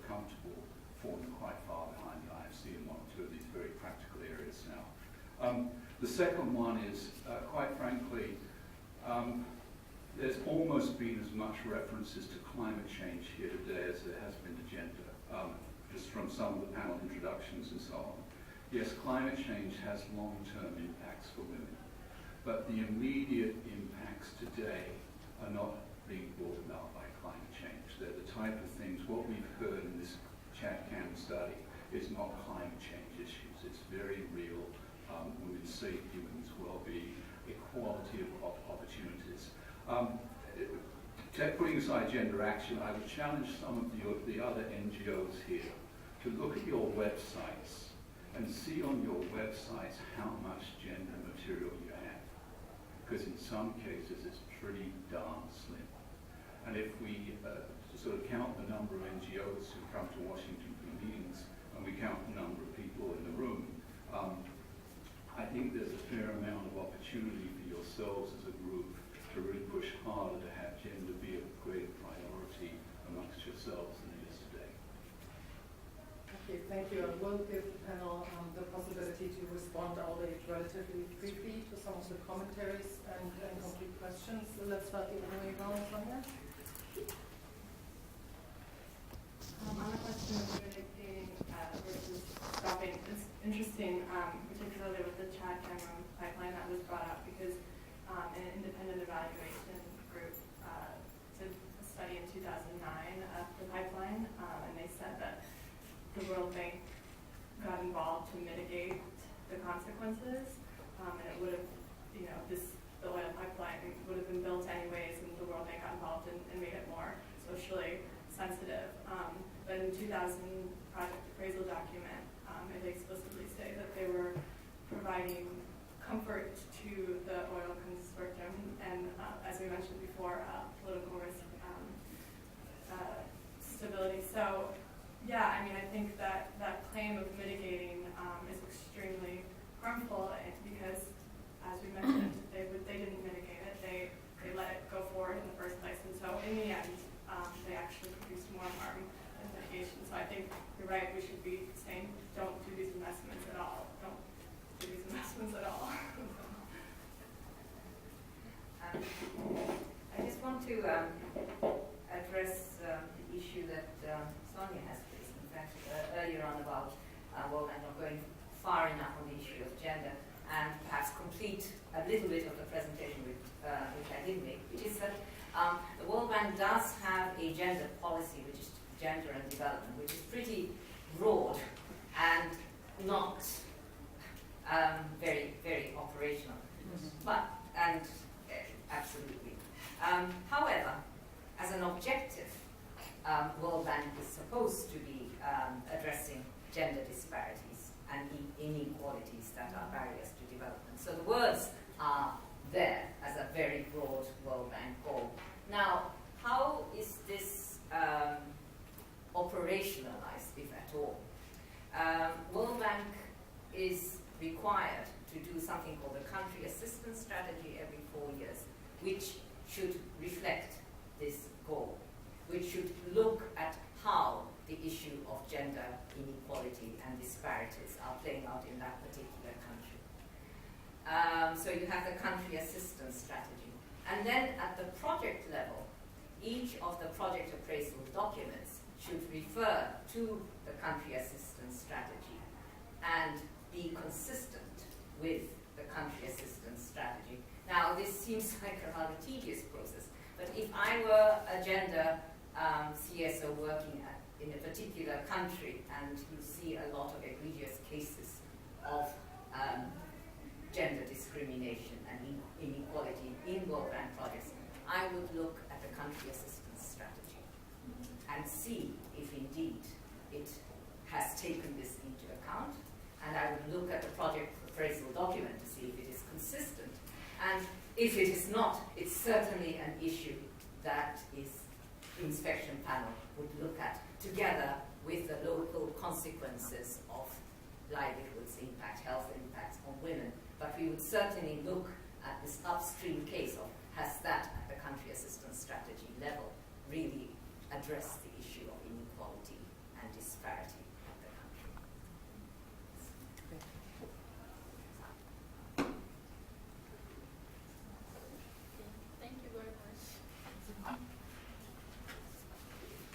very much. Just on a general note, and particularly addressed to the World Bank, I would want to say that well, all it takes is just the will, the commitment to ensure that justice is done, and we believe that justice will be done in this case.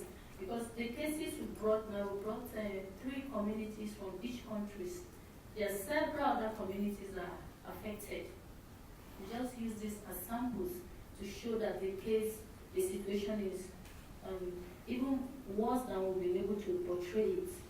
And we believe that it can be adequately addressed. And another thing is for the World Bank to be able to monitor, to work closely with the persons in charge of the companies in charge of the pipelines. Because there's a lot of corruption, so many things going on that shouldn't really go on in the different countries. There are different standards for different people in different countries. And I think the World Bank should really ensure that these things are corrected. Like in Nigeria, there's no woman from all the communities, not a single one has been employed in the company. And then it's not as if there are no graduates in those companies. It's not as if there are no vacancies, no spaces for unskilled jobs. But then the few women that work in those companies are brought in from other places. They are relative to some of the staff. These are things that should really be looked into. And I believe that it's not just giving the loan and turning a blind eye or turning your back. You should be able to monitor closely to ensure that justice is done in all the cases and the normal procedures are followed. Thank you very much. Yes, taking up the challenge from the gentleman who's a consultant with World Bank. The gender and development policy is not part of the 10 World Bank safeguards that are mandatory. Yeah. But given that the bank has now embarked on a review of all its safeguards, I think we have our work cut out for ourselves, and thank God we have the leadership here of gender action to make sure that as part of this review, the gender policy becomes one of the mandatory requirements. Now, the question that Doug posed, and Doug, of course, is like Brad, one of the real, knowledgeable old timers of this whole campaign on international financial institutions. What I'd like to answer is that, in many cases, communities are not against the extractive industry projects per se. They just want the right conditions.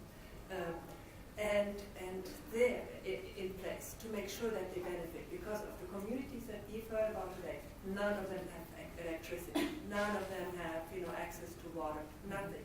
They only get the problems. So the recommendation that was made by the Extractive Industries Review a few years ago, I think, is the most valuable recommendation, and this is what I've heard from grassroots groups, NGOs, and all these kinds. Let's have a proper sequenced approach. You do promise an indigenous peoples plan, access to water, Let's first have some of these things in place that to really demonstrate that there is the political will and also the capacity to deal with this thing. Before you go into the big extractive, often multi-billion-dollar kind of investment to extract, make sure you have the other things in place first. Have some assurances about respect for human rights, about governmental capacity to put in place the infrastructure, to have the capacity to deal with the environmental and social impacts of projects of this magnitude. Because what we have today is that we always have these two-track projects where the extractive components, the industrial thing, that goes ahead on time, has problems. Or the social, so-called soft components, they lag behind, eternally, and in most cases never even get off the ground. So, insisting on what has been an official recommendation of this World Bank, Commission Extractive Industries Review on sequencing, I think continues to be a very valuable recommendation that we need to push for.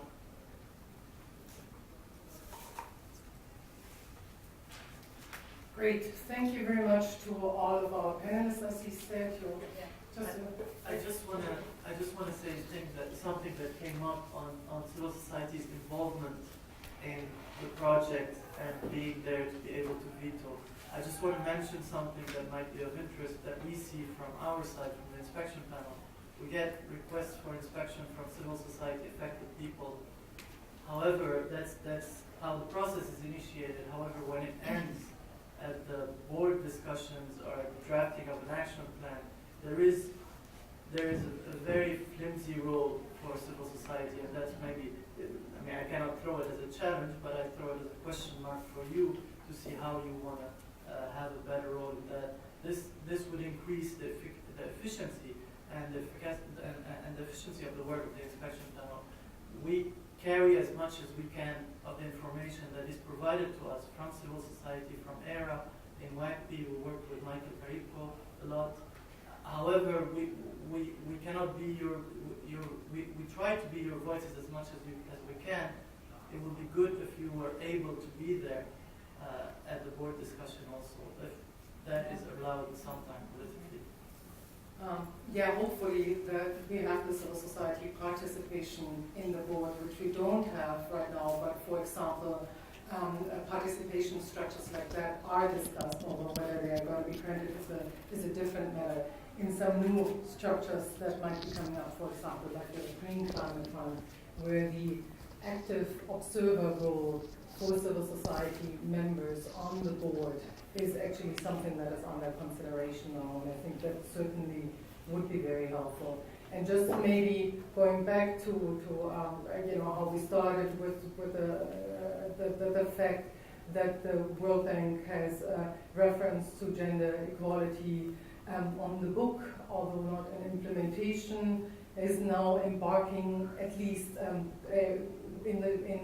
with respect to interacting with the outside world in another big push for making gender equality a consideration. I think it behooves civil society organizations that are interested in having the World Bank do the right thing for the right reason to actually follow up with them on how they are planning to implement or instrumentalize the lessons that they are very willing to share with the outside world on how to deal with gender equality within the bank. And again, what the World Bank needs is not necessarily the World Development Report on gender, but a World Bank Development Report on gender.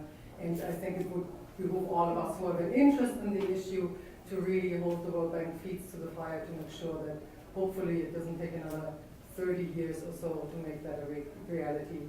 Thanks again to Gender Action for the terrific report, to the inspection panel for joining us. Very much to Betty, again participating with Gender Action in the report and sharing her experiences and the so critical view that I think is way too often missing in the discussions here in Washington, D.C., and particularly in the discussions of the decision premiums at the World Bank, and having a person like Betty or some other representatives of affected communities in the boards when decisions about such investment projects are being brought forward could make or should make a difference.